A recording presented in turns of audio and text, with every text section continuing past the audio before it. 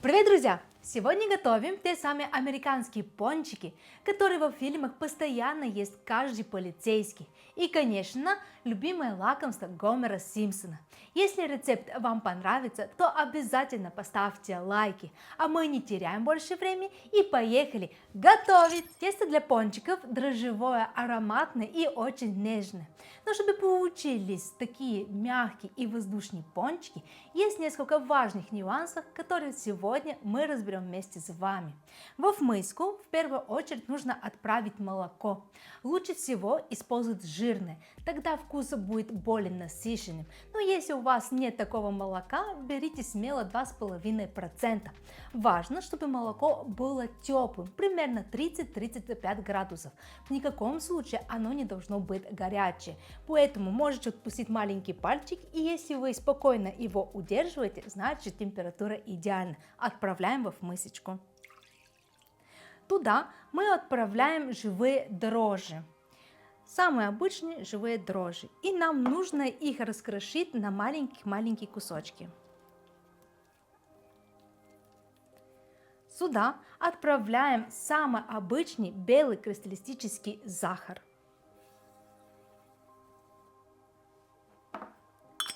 И здесь нам нужно отправить 2 яиц. Чтобы пончики получились особенно мягкими и нежными, используем 1 целое яйцо и 1 желток. Почему так? Желток содержит больше жиров и натуральных эмульгаторов. Благодаря этому тесто становится более мягким, структура пончика получается нежнее, а мякиш после жарки не будет резиновым. Теперь все хорошо перемешиваем, чтобы дрожжи полностью растворились и не остались комочков. В готовую смесь нам пора добавлять муку. Для пончиков очень важно использовать хорошую и сильную муку, потому что тесто дрожжевое и должно хорошо удерживать газ во время брожения. Сегодня я использую муку с силой 330 и содержанием белка не меньше 13%. Но если у вас нет такая мука, то можете хотя бы найти со содержанием 12%. Добавляем муку. И здесь такой маленький секрет. Добавляем немного кукурузного крахмала, но без фанатизма, буквально чуть-чуть. Количество крахмала не должно превышать в никаком случае 2% от количества муки.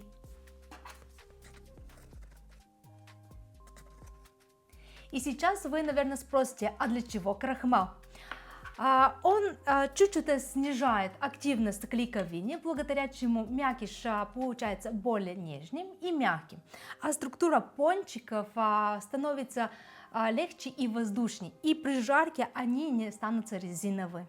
Теперь сюда нам нужно добавить чуть-чуть соли, это усилитель вкуса и балансирует сладость нашего теста. Столько хватит. И теперь нам нужно замешать тесто. Когда мы объединили практически все ингредиенты, пора добавлять сливочное масло. У меня оно комнатной температуры и очень мягкое. Добавляем. Таким образом, сливочное масло сделает наше тесто более эластичным и придаст пончикам богатый сливочный вкус. Все замешиваем до однородное и гладкое тесто. Наше тесто уже готово, и здесь тоже очень важный момент. Тесто нельзя перемешивать слишком долго.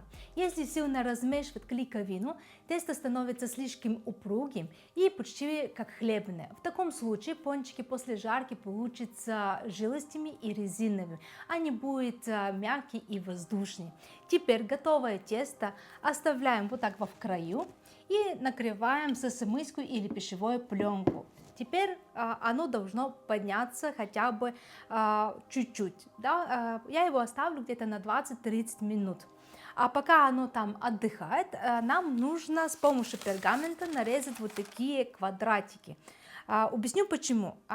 Когда тесто мы будем вырезать, мы его будем класть на эти квадратики, потому что пончики при повторном брожении они увеличиваются, и когда мы их будем уже жарить, к сожалению, если мы используем руки или лопатки, мы можем их деформировать и выпустить лишний газ, который находится в наших пончиках. Поэтому берем лист бумаги И с помощью кольцо, которое мы будем формировать наши будущие пончики, выставляем на бумагу и приблизительно где-то около 1 сантиметра должно быть с каждого края. И вырезаем квадратик. Наше тесто уже подошло, как вы видите, оно увеличилось в объеме, поэтому нам сейчас нужно его раскатать с помощью скалки где-то толщиной сантиметр, максимум 1,5.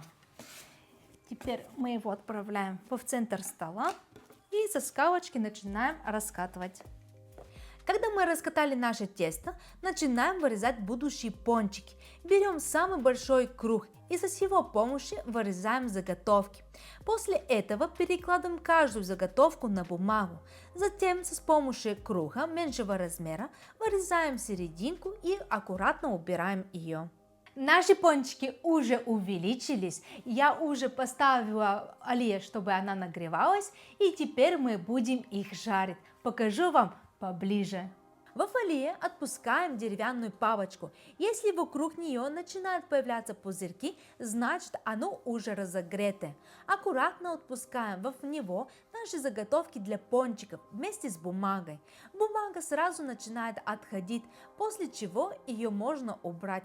Затем обжариваем пончик сначала с одной стороны, а потом переворачиваем и жарим с другой.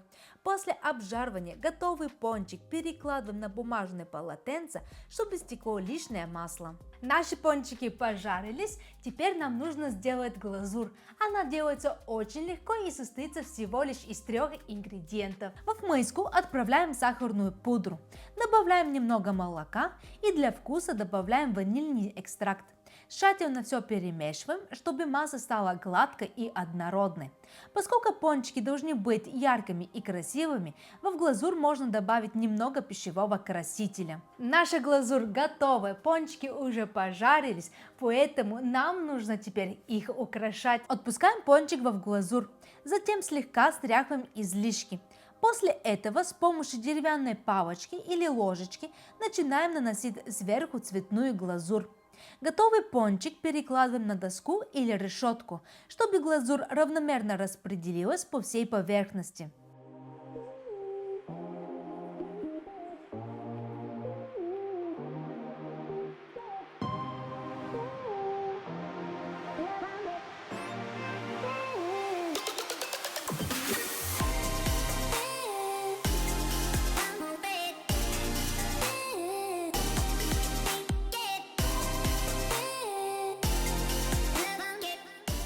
Ребята, наши пончики готовы, и посмотрите, насколько они классные получились.